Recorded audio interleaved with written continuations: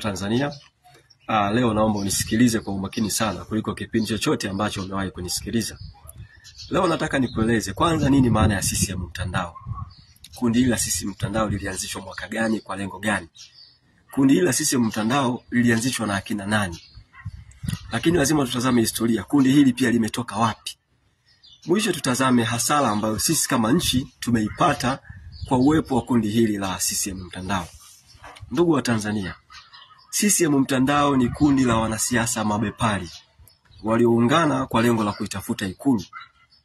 Kwa hiyo lengo la CCM Mtandao ni kushika kiti cha urais kwa gharama zozote, iwe ni kwa matumizi makubwa ya pesa, kuhujumu demokrasia na hata ikilazimika kuua watu.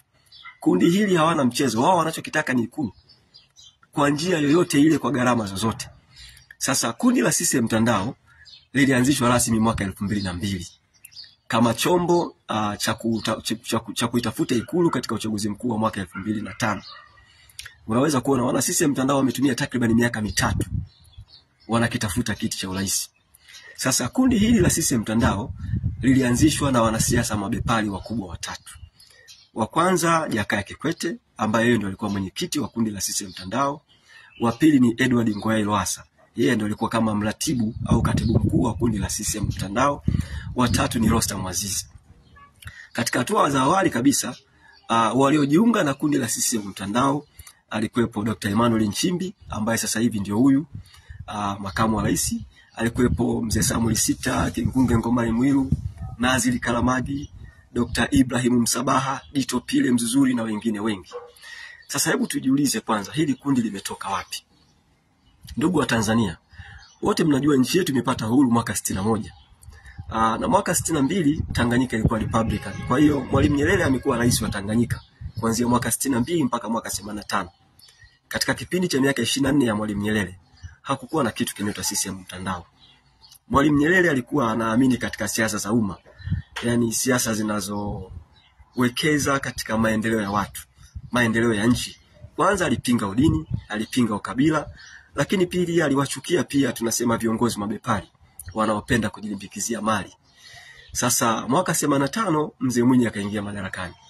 Kosa la kwanza alilofanya Mzee Mwinyi ni kubadilisha mfumo wa uchumi. Kwanza alibadilisha mfumo wa uchumi kutoka kwenye mfumo wa ujamaa, socialist economy, na kuitangaza Tanzania kuwa nchi inayofuata mfumo wa soko huria, free market economy. Sasa utakuja kuona katika kipindi cha miaka 10 ya Mzee Mwinyi yaliibuka makundi makubwa mawili ya wanasiasa. Kwanza kulikuwa na wanasiasa wanaoamini katika siasa za ujamaa na kujitegemea. Kundi hili tunasema wanasiasa wazalendo, akina Mzee Sinde Warioba, Mzee Butiku, Dr. Salim Mohamed Salim na wengine. Pili sasa likaibuka kundi la wanasiasa mabepari, wanasiasa wa binafsi. Kwenye kundi hili alikuwepo Jakaya Mrisho Kikwete, Edward Ngoyai Lowassa, Nazili Kalamagi, Dr. Ibrahim Msabaha, Dito Pile Mzuzuri, Rostam Aziz na wengine wengi. Sasa hebu tujiulize hili kundi limetoka wapi? Nafikiri nimeshapata picha sasa. Utaona wote hao wametoka katika utawala wa Mzee Mwinyi. Mwaka 1988 Mzee Mwinyi alimteua Kikwete kwanza kuwa mbunge na baadaye akampa unaibu waziri wa Wizara ya Maji, Nishati na Madini.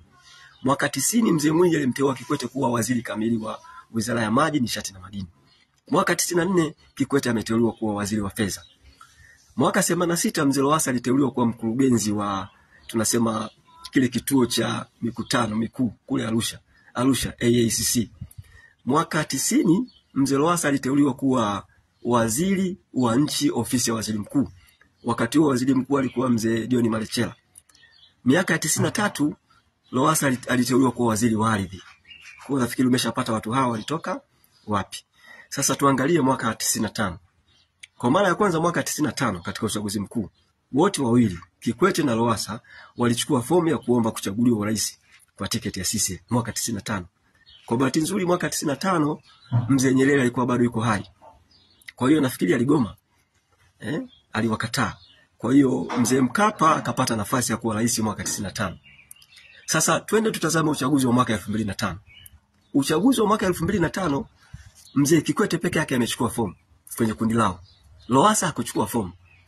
Sasa unaweza kuona mwaka 2005 pia kulikuwa na wagombea wengine akina Profesa Mark Mwandosea, Dr. Salim Dr. Salim Ahmed Salim, akina John Pombe Magufuli. Lakini kwa nini Kikwete alishinda? Kikwete alishinda sio kwa sababu alikuwa bora kuliko wale wagombea wengine. Kikwete alishinda kwa sababu ya kundi lao wana mtandao. Kikwete alishinda kwa sababu ya mbinu chafu ambazo walikuwa wanazitumia. Tangu zamani kundi la CCM mtandao haliamini katika ubora. Wao wanaamini katika ujanja, wizi wa kula, kuhonga wajumbe wa mkutano mkuu. Kwa unaweza kuona, yani mwaka 2005 tayari wajumbe wa halmashauri kuu wananunuliwa, wanahongwa kama wanawake malaya. Unaweza kuona. Sasa Kikwete akashinda uchaguzi mwaka 2005.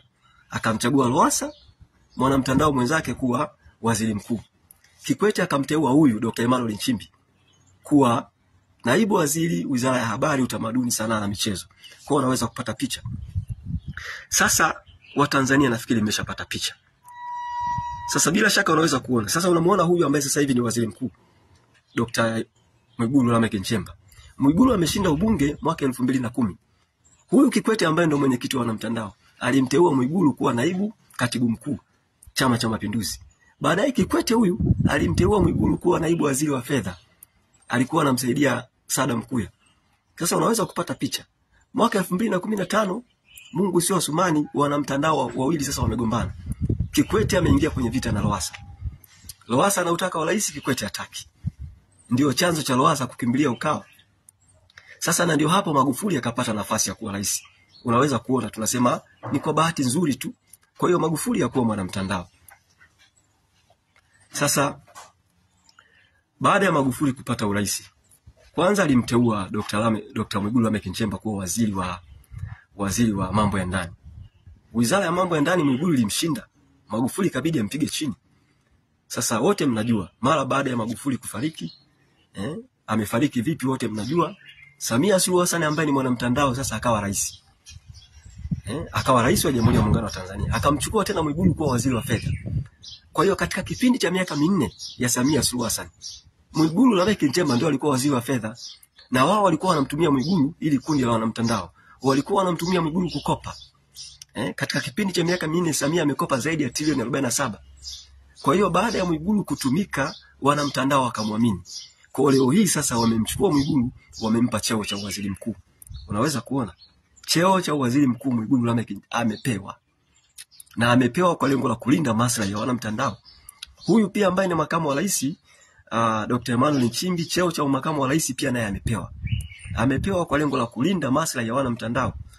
Kwa hiyo ndugu wa Tanzania, msifikiri kwamba serikali hii ipo kwa lengo la kulinda maslahi ya nchi, hapana. Hawa ni wale wale, hawajawahi kubadilika.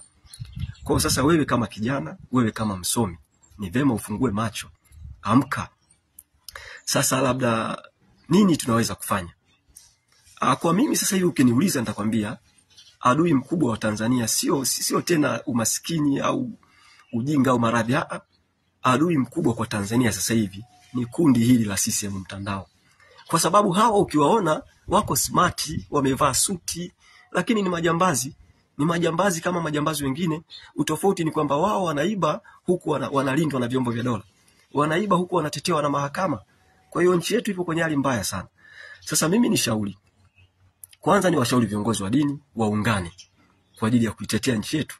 Pili ni washauri vijana wasomi wote waamke, washikamane. Ikiwezekana tarehe 9 mwezi wa 12 tufanye maandamano makubwa. Tuishinikize serikali ya Samia Suluhu Hassan, serikali haramu iondoke madarakani. Mungu ibariki Tanzania.